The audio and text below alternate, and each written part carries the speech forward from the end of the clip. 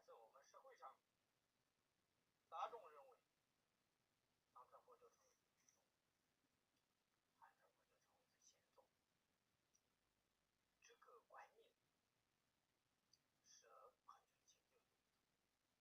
是现在才有的。但是藏传佛教不是纯粹的密宗，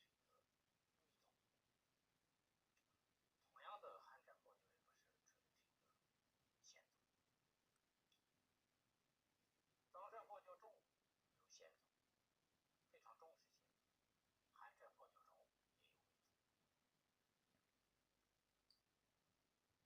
汉传佛教中有什么密宗呢？过去有四大宗派中是真言宗是密宗，同样的有周瑜的、有关秀的都成为密宗。就像在汉传佛教通常念的释小咒、能源咒、大悲咒都是属于是密宗。同样的，藏传佛教密宗里面大部分是显宗，学的修的大部分是显宗。你要学习藏传佛教，一个出家人要读佛学院，要快的话是20年或者是30年，有很长的时间。如果是你学的是黄教格派考科系的话，要学习20几年到30年。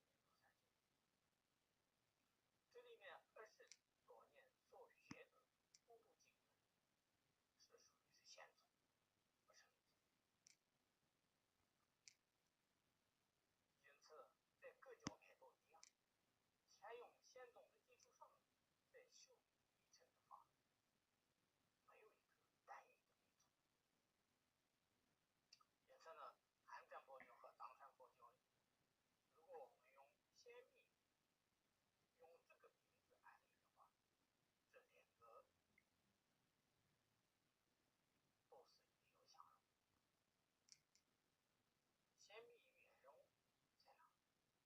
你学着一个圆满的佛教。